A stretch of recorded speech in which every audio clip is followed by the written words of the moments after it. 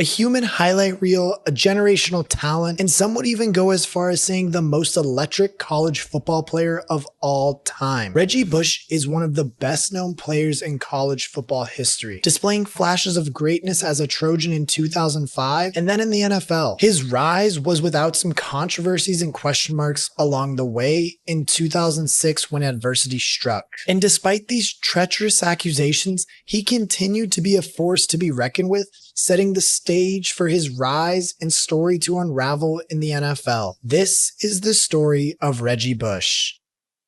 Reggie Bush attended Helix High School in La Mesa, California, where he played ball with the first overall pick of the 2005 draft, Alex Smith. And even as a young high schooler, his own teammate Alex Smith just described Reggie as a man among boys, as a measly 15-year-old. I mean, he was such a better player. Speed, agility, change of direction, vision, than anybody else out there.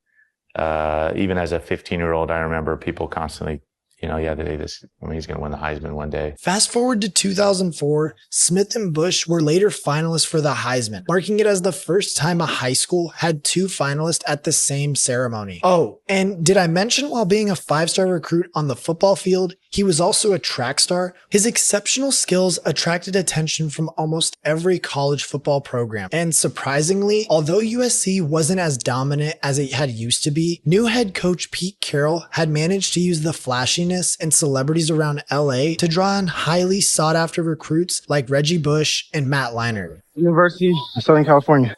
And in 2003, when Matt Leinart stepped on the field with him, the USC dynasty was shaping up to be one for the ages. And as a freshman, he quickly proved that he was a difference maker. He racked up 1,331 all-purpose yards, which as a freshman was a record at the school. And by the end of that season, he was a finalist for the Heisman Trophy. But Bush didn't win it that season. In 2004, during his sophomore campaign, the highlight reels were insane of what he could do. He rushed 143 times for 908 yards and 6 touchdowns. And on top of that, he had 43 receptions for 509 yards and 7 more touchdowns. But again, that's not all. He returned kicks for an additional 376 yards and with 2 more touchdowns, ending the season with 2,330 total yards. But in 2005, in his junior year and final season at USC, the things that USC and Reggie Bush did was something that would captivate the entire sports world. I mean, in 2005, where do we even begin? Everyone on the USC team was eating. Bush dominated. Matt Leinart dominated.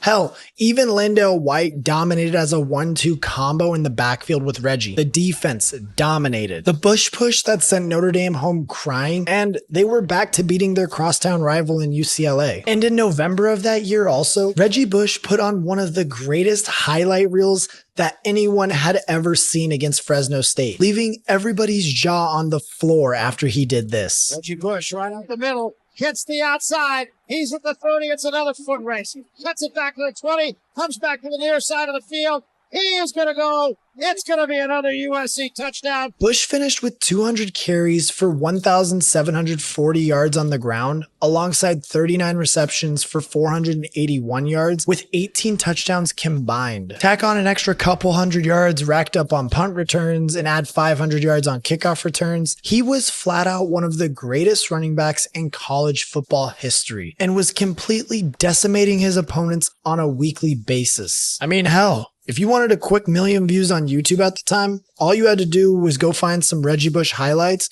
and post them, and you'd blow up. He was the clear-cut winner of the Heisman Trophy at the end of the season, beating out his fellow teammate Matt Leinart and Vince Young in the Heisman voting. And I mean, it wasn't even close. Reggie Bush received 784 first-place votes.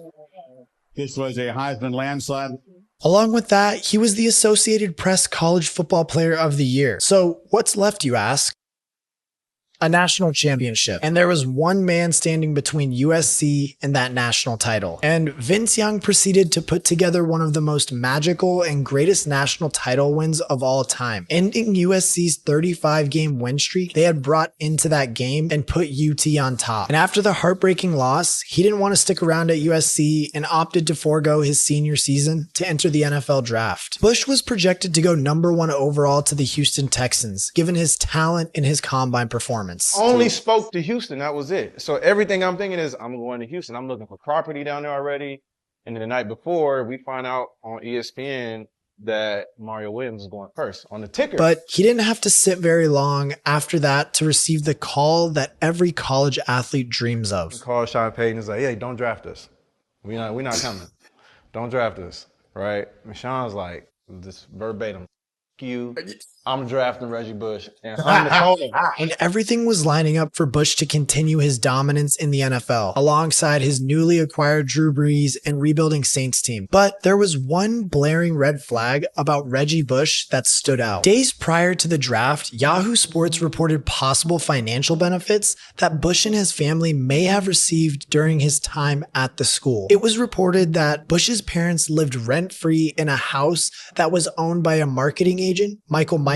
So with all this information coming out, the Pac-10 and the NCAA said they would begin to investigate Bush after this report. But that didn't matter. The new Saint was living large, and despite the accusations, every fan was in love with their new rookie running back. In his rookie season in New Orleans, while the city was still recovering from the devastating Hurricane Katrina, Bush was insanely productive behind Brees and Sean Payton together. In the first game he played, he tallied up 141 total yards and was proving to be not only a solid runner out of the backfield, but a dual threat out of the backfield alongside his counterpart, Deuce McAllister, proving to fans that he'd be more and more involved, and his electricity would transfer from the college field to the NFL just fine. Surprisingly, New Orleans kept stacking up some wins. Although Bush hadn't scored a touchdown, at the midway point of the season, things would change as he continued to get more playing time. And in the first game of December, he scored 4 touchdowns and turned it up from there. He later on helped the team clinch the number 2 seed in the conference and make the playoffs. They beat the Philadelphia Eagles in the NFC divisional round, despite taking one of the hardest hits everybody has ever seen in their life, but later lost to the Chicago Bears in the NFC Championship game. By the end of the year, he had 155 carries for 565 yards, adding on 88 receptions for 742 yards and a combined 8 touchdowns. And despite the accusations he was facing from the NCAA back in September of 2006, he was hoping his 2007 season would provide some closure and promise. But it didn't exactly go as planned for him or the Saints. They were crushed in the season opener, and it didn't get much better than that. To make matters worse, the star running back suffered a partially torn ligament in his knee, but despite the team's setbacks and his own injury, Bush still had 157 carries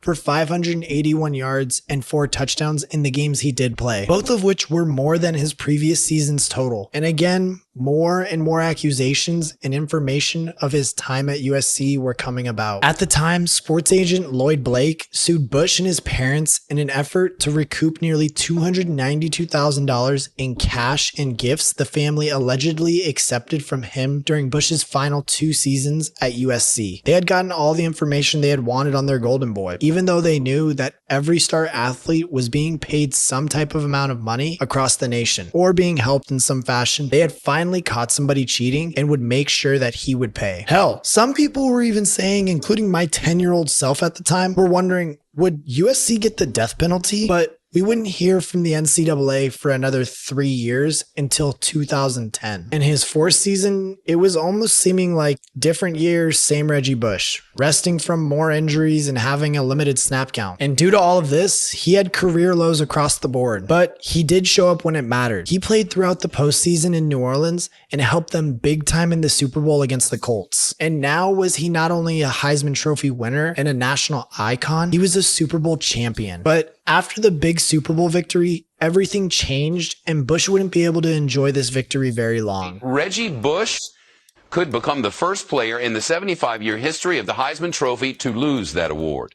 Yahoo Sports is reporting that the Heisman Trophy Trust is expected to strip the running back of the top award by the end of the month. You see, Bush was clouded with all the controversy due to his Heisman being taken away by the NCAA over the USC-related matter, something still controversial to this day. I still have the Heisman. I would not have given it back. I don't care what anybody says. That's my Heisman Trophy. I earned it.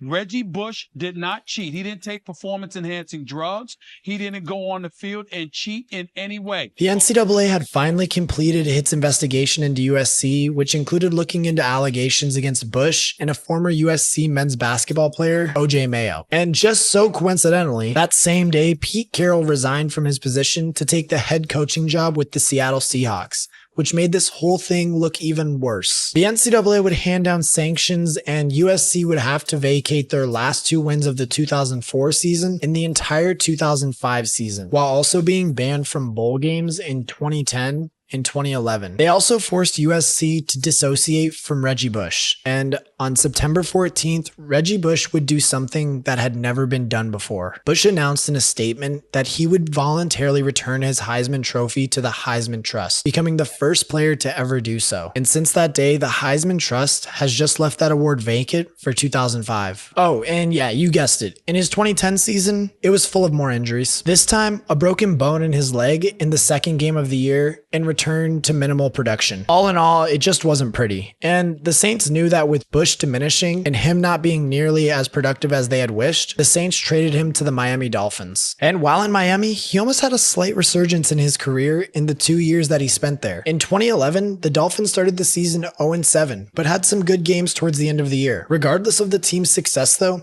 Bush played a pivotal role in the offense. He took a whopping 216 carries and exceeded 1,086 rushing yards with 6 touchdowns. He also had 43 receptions for 296 yards and another touchdown. It was his best rushing season of his career, and he had made the most out of a bad situation in Miami. And again, in his second year with the Dolphins in 2012, he started the season out with a 26 carry, 172 yard rushing performance against the Oakland Raiders. He was AFC offensive player that week with ease, and it was a key game for the rest of his season. Finishing with a near identical season to his past campaign with Miami, it was still one of his most productive rushing years. And in a shocking turn of events, instead of resigning, he opted to head into free agency and see his options. After thinking through his options, the 28-year-old former USC superstar chose to sign with the Detroit Lions on a 4-year deal in 2013. The franchise saw his potential and wanted to use him as a 3-down back straight away. He rushed for over 1,000 yards and 4 touchdowns on the ground. He also had 54 receptions for 506 yards and 3 more touchdowns. Simply put, he was balling like he was back in SoCal. He was one of the best running backs in the game